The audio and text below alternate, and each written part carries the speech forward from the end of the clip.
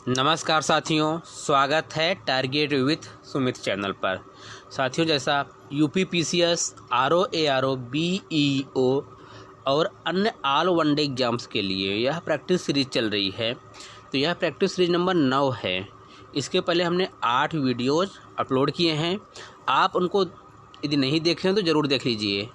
और चलिए स्टार्ट करते हैं आज का पहला प्रश्न। और यदि अभी तक आपने चैनल को सब्सक्राइब नहीं किया तो सब्सक्राइब कर लीजिए और अपने दोस्तों के साथ शेयर कर दीजिए, जिससे हमें इससे मोटिवेशन प्राप्त हो सके, हम और अच्छा बेस्ट आपको दे सकें और लगातार। ठीक है, चलिए स्टार्ट करते हैं। पहला प्रश्न आज का क्या है? पुनर्वर्धन भुक्ति अवस्थित थी। आपके पास 4 ऑप्शन दिए हैं: उत्तर बंगाल में, बिहार में, उड़ीसा में, असम में। तो जो पुनर्वर्धन है कहाँ थी? उत्तर बंगाल में। कहाँ? उत्तर बंगाल में। कहाँ थी? उत्तर बंगाल में। जो पुनर्वर्धन का उल्लेख मिला है गुप्तकालीन अभिलेखों में प्राप्त हुआ। यह पुनर्वर्धन देश नामक एक देश था, वहाँ पर इसकी भुक्ति प्राप्त हुई। यह उत्तर बंगाल में था। पुनर्वर्धन देश जो क्षेत्र था कहाँ था? उत्तर बंगाल एरिया में था। उसकी भुक्ति जो प्राप्त हुई उत्तर बंगाल में ही पुनर्वर्धन में प्राप्त हुई। क्लियर? अगले प्रश्न की ओर। सूची 1 को सूची 2 से सुमेलित कीजिए तथा सूची के नीचे दिए गए कूट से सही उत्तर का चयन कीजिए।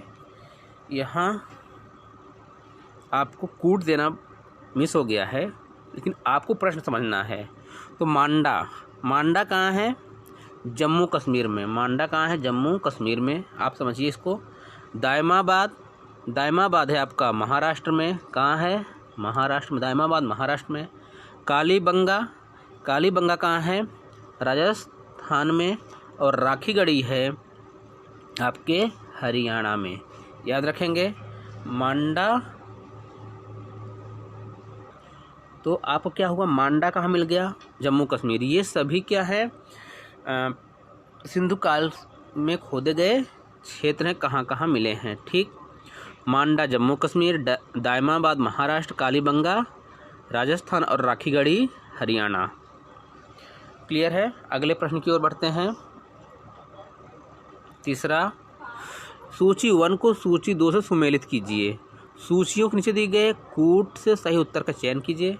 यहाँ भी मिस है, जो आपको ऑप्शन देने चाहिए वो ऑप्शन नहीं दिए गए हैं, बट हम लोग को प्रैक्टिस करना है। तो चलिए देख लेते हैं। कुंभा कहाँ है आपका? काबुल में। कुंभा नदी कहाँ है?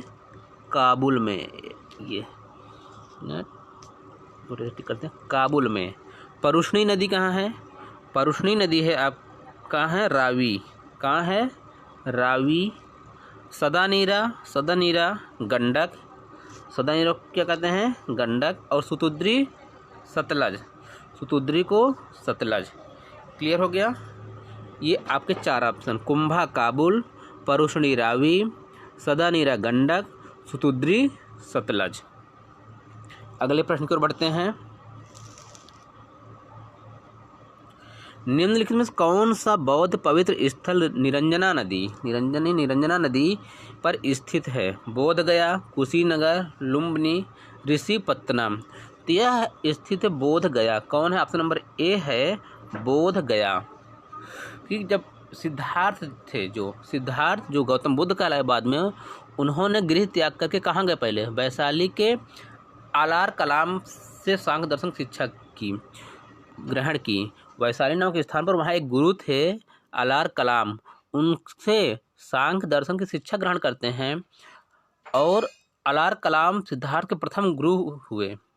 उसके बाद आलार कलाम के बाद सिद्धार्थ ने राजगीर के रुद्रकरा में पुत्र से शिक्षा ग्रहण की।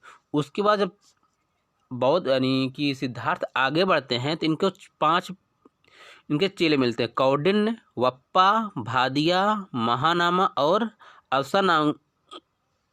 असागी नामक 5 साधक मिलते हैं जो इनको ये शिक्षा देते हैं। ठीक, फिर उसके बाद लगभग 6 साल तक सिद्धार्थ 6 साल तक बिना अन्न जल ग्रहण किए हुए तपस्या करते हैं। उसका 35 वर्ष की अवस्था में इन्हें एक ज्ञान प्राप्त होता है। कितने वर्ष की अवस्था में?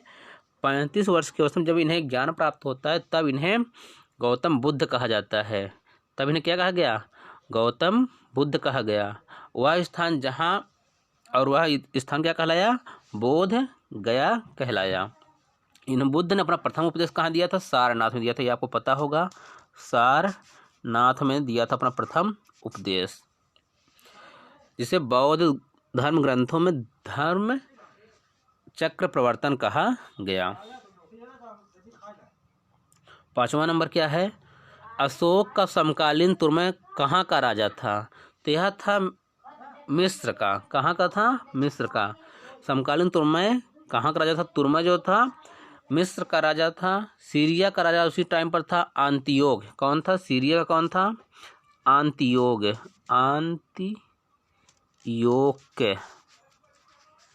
उसी टाइम पर सीरिया का राजा था आंतियोक और मेसिडोनिया का था अत्तिकिन। कौन था ये? मेसिडोनिया का राजा था अत्तिकिन। कौन था? अत्तिकिन। प्रश्न संख्या 6, निम्नलिखित युग्मों से कौन एक सही सुमेलित नहीं है? कर्पूर मंजरी हर्ष, मालविकाग्निमित्रम कालिदास, मुद्रा राक्षस विशाखदत्त, सौरानंद। क्या? सौरानंद अश्वघोष। इसमें जो सुमेलित नहीं है वो है कर्पूर मंजरी। कर्पूर मंजरी के लेखक हैं आपके राजशेखर। कौन है? राजशेखर।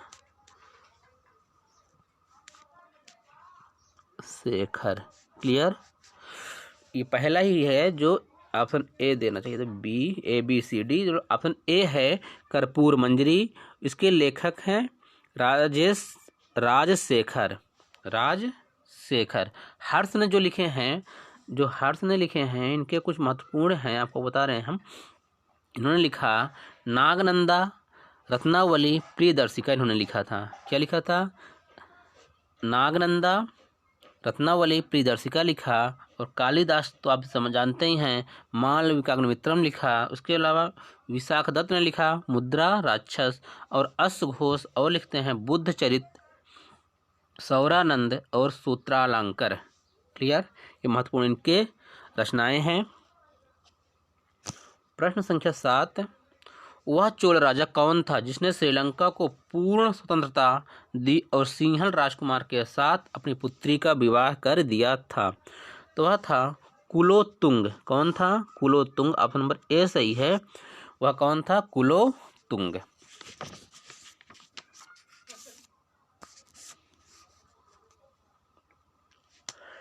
किसके सिक्कों पर बगदाद के अंतिम खलीफा का नाम सर्वप्रथम अंकित हुआ?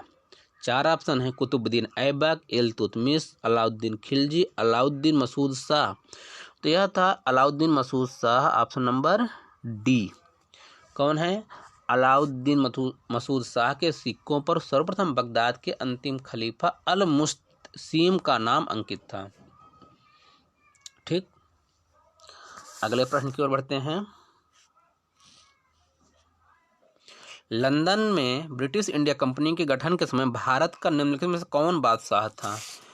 जब लंदन में ब्रिटिश इंडिया कंपनी का गठन हुआ उस समय भारत का बादशाह कौन था? तो वह था अकबर। कौन था? अकबर। ऑप्शन नंबर ए।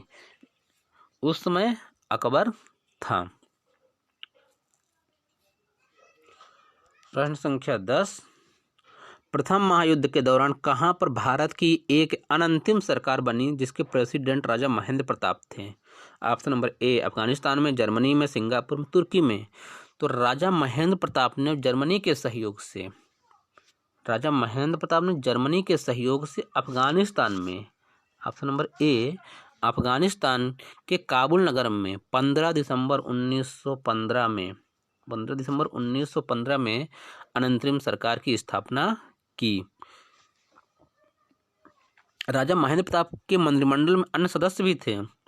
बरकतुल्ला प्रधानमंत्री थे, मौलाना अब्दुल्ला, मौलाना बशीर, सी पिल्लई, शमशेर सिंह, डॉक्टर मथुरा सिंह, खुदा बख्श और मोहम्मद अली थे। इसी दौरान जो राजा महेंद्र थे वो अपनी सरकार के समर्थन है तो लेनिन से भी मिले थे भारत में चले हिजरत आंदोलन से जुड़े कई नेता कालांतर में अफगानिस्तान और तुर्किस्तान चले गए, जहां उन्होंने खुदाई सेना की स्थापना की। किसकी? खुदाई सेना की भी स्थापना की। तो साथियों, ये रहे आपके 10 क्वेश्चन जो आपके परीक्षा के लेवल से बहुत ही महत्वपूर्ण है, आपकी परीक्षा में आने की प्रबल संभावना है। तो आपको वीडियो कैसी लगी जरूर बताइएगा। वीडियो देखने के लिए धन्यवाद। जय हिंद, जय भारत।